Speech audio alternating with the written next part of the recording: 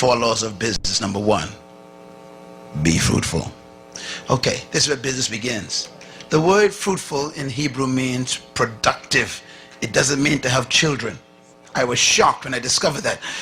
The first command God gave man was what? Be productive. In other words, produce something. Say it. Be productive. Stop saying fruitful because you're thinking about babies. Tell your neighbor, be productive. Be productive. No, say it this way. Produce something that I could buy. That's the first command. Now, here's something important to remember. The first command is to be what? Fruitful. The first command should have been be seedful, because fruit is a result of seed. You can't have fruit unless you have a seed that has a tree that bears fruit. God ignores the entire first step. Look at me, man. Just get deep now. God said, look, I even ain't going to talk about seed. Oh, you still ain't got it. Listen, when God demands something from you, it exists. So the demand for fruit is a presumption that there is seed somewhere. The number 1 reason why there's poverty in North Tulsa is not because of a lack of investors coming in, but a lack of productivity inside. Listen. Here's how you measure a nation's wealth. Listen carefully. A nation's wealth is measured by 3 letters, all nations. Gross national productivity. In other words, if the nation ain't producing, they call it poor in the UN. Money doesn't make you rich. Productivity does. That's why China is one of the biggest threats right now. Even though they may be poor, they are producing. What do most people in the North Tulsa do? Consume. You keep going to the bank to borrow money to buy stuff that isn't productive. I mean, if you're going to buy a vehicle, buy a truck so you can become one who collects garbage to produce a business. Don't buy a car to drive around in. That ain't productive. The command presumes that seed exists in you right now. There's a seed. That's your business. And God says, show me the fruit of it.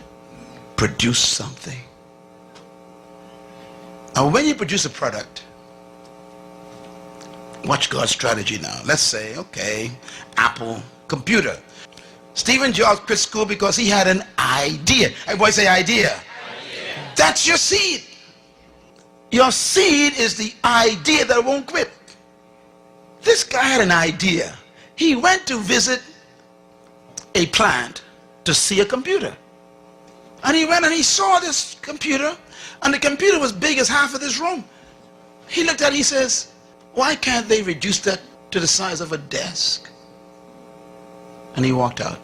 And he kept seeing visions of that great massive computer the size of a room on a desk.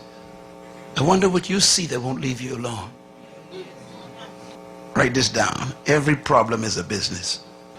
I'll say it again. Every problem is a business.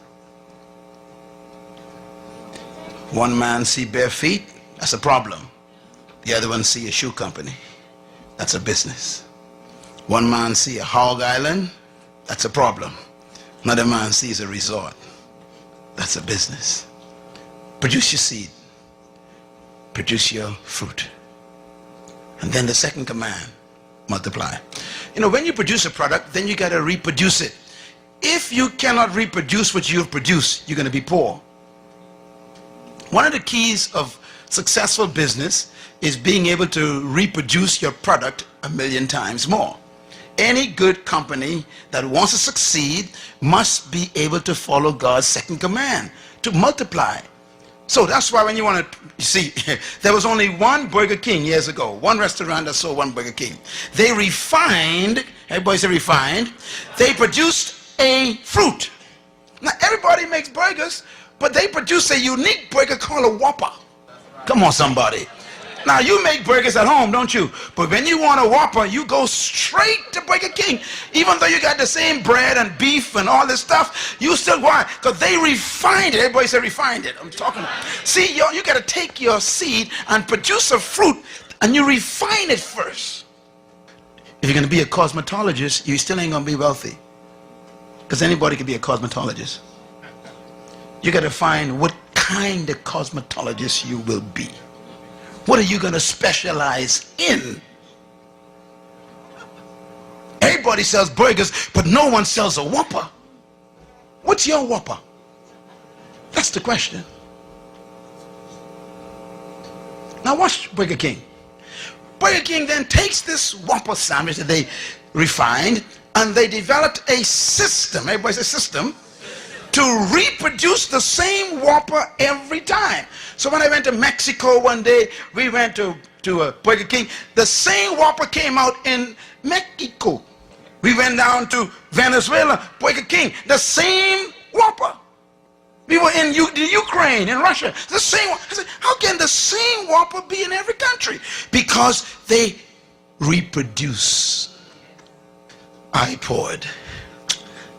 They only developed one prototype, one prototype. And they kept testing it and testing it, one prototype. And when they got that one prototype down to a science, that's the fruit, then they said, okay, now let's assembly line. And they start multiplying.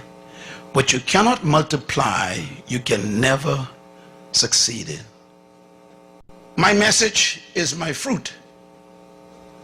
Leadership, kingdom, purpose. They're my fruit.